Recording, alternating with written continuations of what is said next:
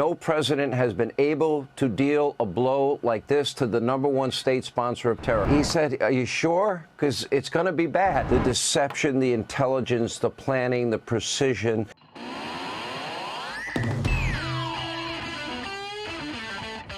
I want to hop into a Fox News segment as Sean Hannity, of course, tries to detail to us how war with Iran is a good thing. So take a moment, leave us a like on the video. It lets us know you enjoy the content. It gives us a huge boost in the algorithm. So we really appreciate it. And let's get right to the discussion. The deception, the intelligence, the planning, the precision, the Tomahawks, the B-2s, the bunker buster bombs.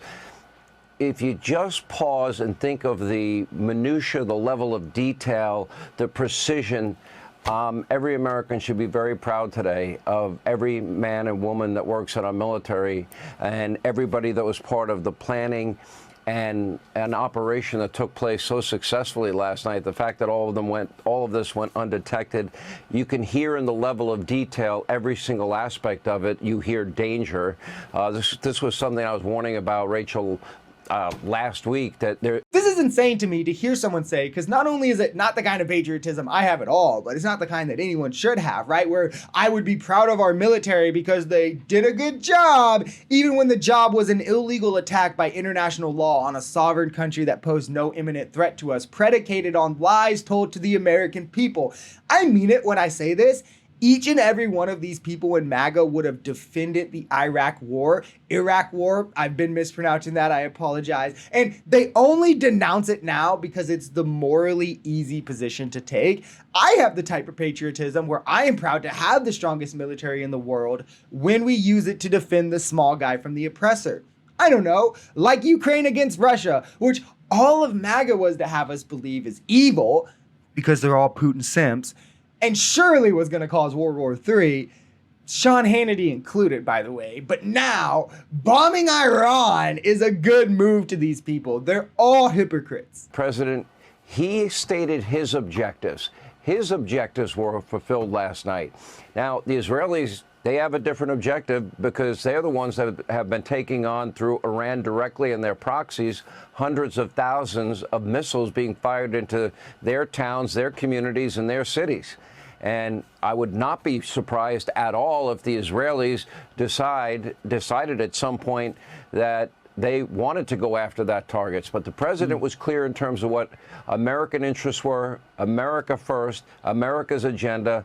And he has been very, very consistent in terms of his ideology, philosophy, in terms of this national security of our country, and I think he shows that consistency here. It is a really juvenile way. This is a really juvenile way to view foreign politics, which is why I implore anyone who wants to dive in to dig into history, the regional nuance before forming an opinion geopolitically. Like, oh, Iran no like America, America not safe, America bomb Iran, now peace. That's really dumb considering the facts on the ground, right? It escapes the heightened tensions already in the region, which any attack like this could cause to spill over. How Iran has largely stayed out of what's happening in the Middle East right now because of aspirations of normalization with America that could be hindered now that they see us as a direct adversary. That becoming a threshold state for Iran was their diplomatic solution after years of military solutions, where this might lead them to go back to those. The history of our alliance with Israel, to where if it does spill over, we're almost definitely gonna go have their back, and more, right? Like,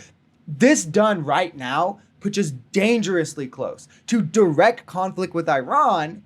And then if the spillover effect happens, boots on the ground in one capacity or the other. And I mean it when I say this. It's not like a partisan thing.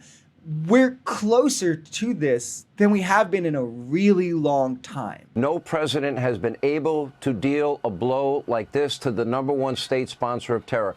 Here's the president's calculation. It's not that complicated if you listen to what he says. And I urge everybody to hear him when he speaks. He says Iran cannot have a nuclear weapon. If you go back in time, and he's been saying that since 2011. Okay, he has said it consistently. He gave them a 60-day window. And then he said, are you sure? because it's going to be bad.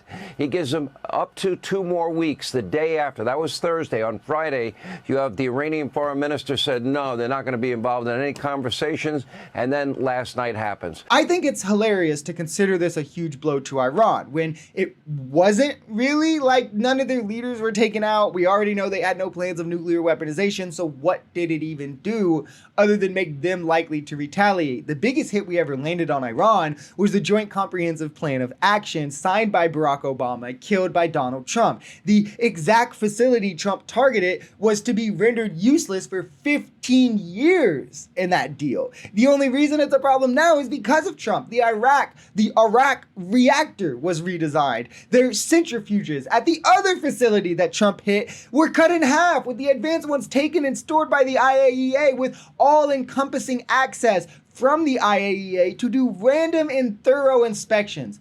I mean, we had Iran completely denuclearized and in a stranglehold, and Trump ended that for no other reason. And by the way, we got them there without giving up a lot. We did not concede anything in that deal. And Trump ended it for no other reason than the brown guy signed it. And now he's bombing Iran in hopes to get a similar deal. And we're all supposed to believe that this is a win and him doing what other presidents wanted, when it is a sheer act of stupidity in hopes to clean up a past sheer act of stupidity done by him himself.